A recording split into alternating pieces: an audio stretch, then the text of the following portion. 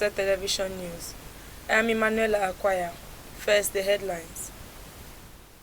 Coalition insists ADC must be on 2027 ballot. Tinubu Shuns Lagos project commissioning. NYSC releases dates for 2026 Batch A orientation. Now the news in detail.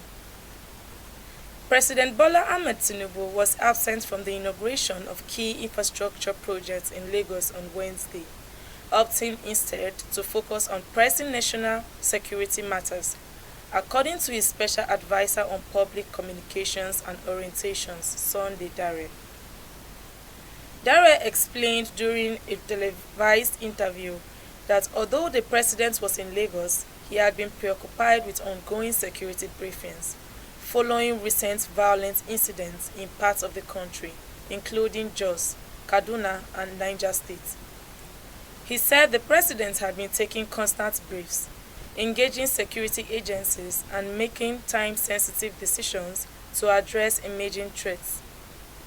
Senate President Godswill Akpabio stepped in to commission several projects on his behalf.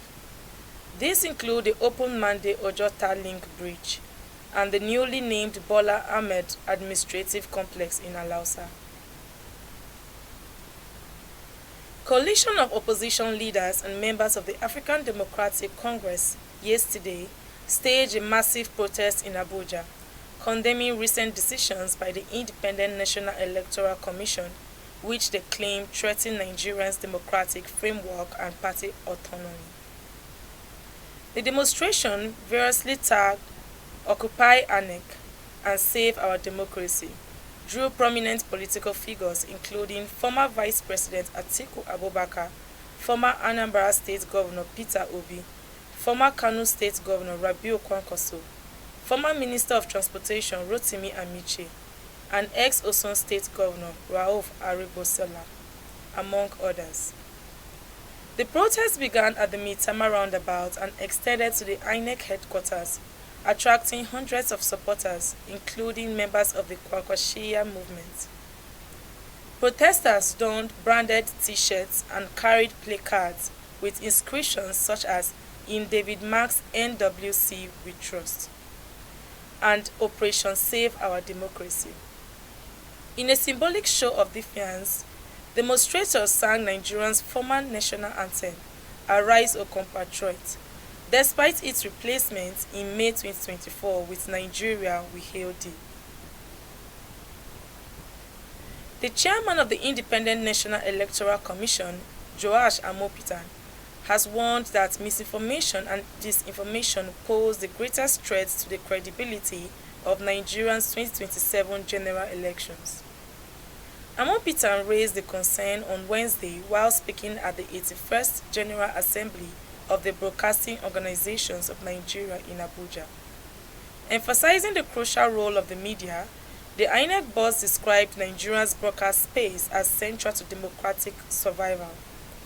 Amopitan warned that electoral threats have evolved from physical disruptions to digital manipulations, with social media now playing a dominant role. He stressed that unchecked misinformation, when amplified by traditional media, could undermine public trust and distort electoral outcomes. The INEC chairman pointed to provisions in the Electoral Act 2026 aimed at curbing abuse of the media space during elections. According to him, the law mandates fairness, including equal airtime for all political parties. Amopitan also highlighted key regulations governing political communication, including a mandatory 24-hour media blackout before election day. Operators in Nigeria's downstream oil sector have projected potential price relief as the Dangote Petroleum Refinery confirmed that crude oil deliveries from the Nigerian National Petroleum Company Limited doubled in March, boosting prospects for improved fuel availability. The operators, however, noted that the price relief would be guaranteed if the government reduced the price of crude supplied to the Dangote refinery, and they commended the increase in oil volumes supplied to the $20 billion Lekki-based plant by NNPC last month. The development comes as Nigeria moves to shore up local fuel production following disruptions in global oil supply chains caused by the recent US-Israel attack on Iran, which has affected crude flows from the Middle East. The increase in crude allocation signals a strategic shift by the federal government to prioritize domestic refining capacity and reduce exposure to volatile international markets, a move industry operators say could support gradual price moderation if sustained. Assertive will be back after the short break. Stay tuned. Mom, 20,000 naira gotta be the cash. 20,000? Yeah. Your dad just give you money? Yeah, but I need more. My hands are busy. Go ahead, send it yourself. 20,000, okay? Thank you very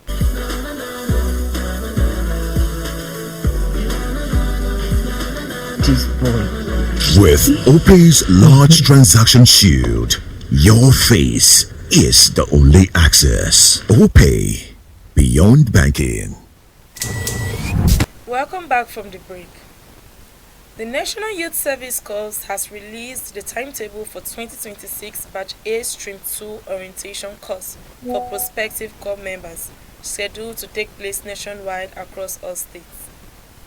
The scheme disclosed this in a statement issued by its Director of Information and Public Relations, Caroline Ebo, on Wednesday in Abuja, outlining key dates and guidelines for participants.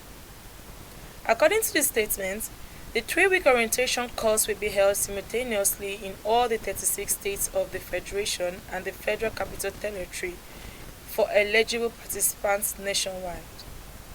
She said the exercise would commence with the reception and registration of prospective corps members on April 22nd and end at midnight on April 24th across all orientation camps. The NYSC added that the swearing-in ceremony for the prospective corps members would take place on April 24th, marking the formal commencement of the orientation program activities nationwide. Pope Leo on Wednesday praised the 2-week ceasefire in the Iran war, hours after calling US President Donald Trump's threat against the population of Iran unacceptable. The Pope, who has emerged as an outspoken critic of the war in recent weeks, said he welcomed the announcement of a ceasefire with satisfaction and urged continued negotiations to bring a full end to the regional conflict. Leo, who is known for choosing his words carefully, has been ramping up his criticisms of the US-Israeli war against Iran. After Trump threatened Iran on Tuesday that a whole civilization will die if the country did not meet US demands for a truce. Nigeria will host the 2026 Commonwealth Fencing Championships, becoming the first African nation to stage the competition. The events, featuring senior veterans and U23 categories, will take place in Lagos from August 9th to August 14th. President of the Nigerian Fencing Federation, Adeyinka Samuel, said preparations were progressing steadily, covering venues, logistics, athlete services, and partnerships. He said over 24 Commonwealth nations had registered, adding that a pre-championship international training camp would also be held in Lagos. On sponsorship, Samuel said the Federation was positioning the event as a platform for youth development, engagement, and sport diplomacy. And that's the size for our news at this hour. Do well to follow us on all our social media handles for more news and programs. On behalf of the news crew, I'm Emmanuel Akwaya.